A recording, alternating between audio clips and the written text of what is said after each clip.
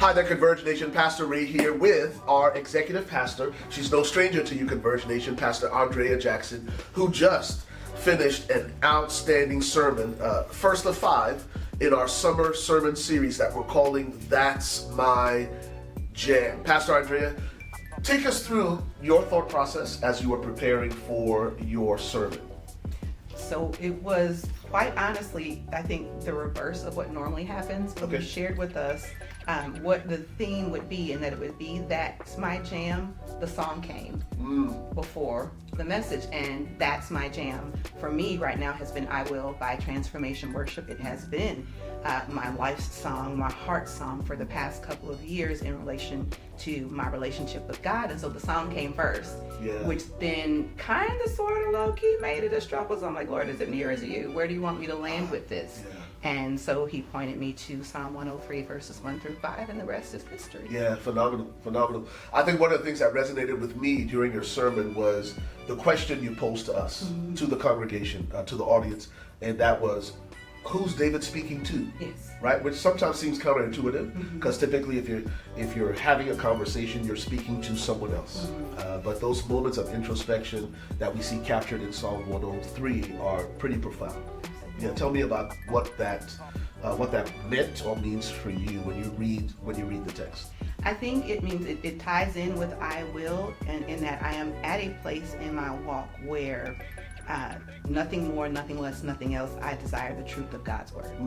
Not what I'm thinking, not sometimes the lies that we tell ourselves or the negative things that we can, think about and ruminate over, the mistakes that we've made, but where does all of that fall within the lens of who God says I am and what has God called me to? No, that's powerful. So you think of the words I will, 2 words, but powerful, right? And so the whole idea, it's not, my choices then are not necessarily based on my circumstances, right? Or in spite of my circumstances, I will myself to think a certain way, to have a certain mindset, etc., etc. Talk about what that looks like in practical terms, right? Especially to the people or that person who might be experiencing less than ideal circumstances.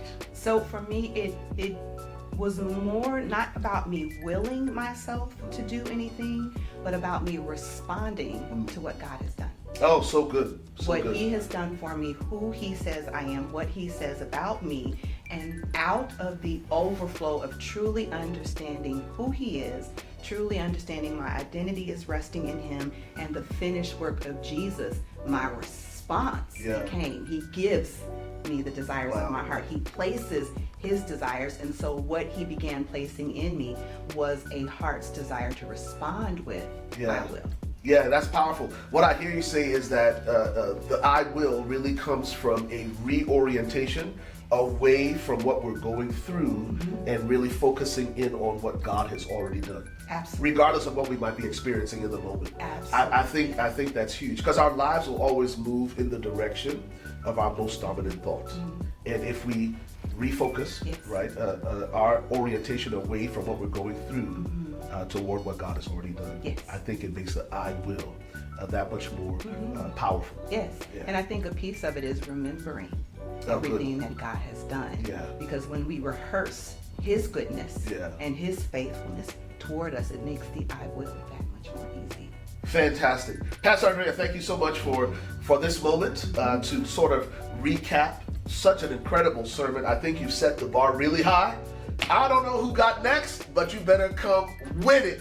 And I can't wait to see, I think I know. I already know who's got next, but I'm excited to hear from them as well. But I think you really set the bar high and set the tone for what people can expect over the next several weeks.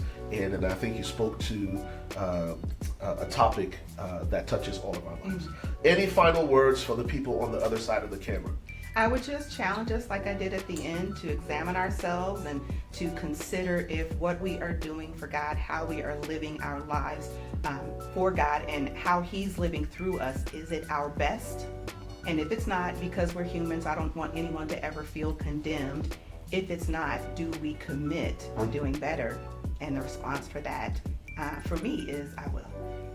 Awesome. Listen, make plans to join us next Sunday for week 2 of our current sermon series, That's My Jam. And we're all dressed up in these floral outfits because concurrently, we're also celebrating Sunday Fun Days, all right? So our theme next Sunday, Pastor Andrea, is? Decades Sunday. Decade Sunday. Come with your favorite decade. Can you give us a teaser of which decade you're going to represent? 80s, 90s. So it's all about Run DMC and all of my Adidas. That's so good because here's the deal. The Beverly Hills Cop sequel just came out, Axel F, Beverly Hills Cop 4. And I was watching it, I was like, man, should I come as Axel, man? Fully with that. That would be so cool. But I just gave it away, man. So I might come with something different. Okay. But it's going to be a lot of fun. We'll see you next Sunday right here at 1611 Wilderness Road, 10 a.m.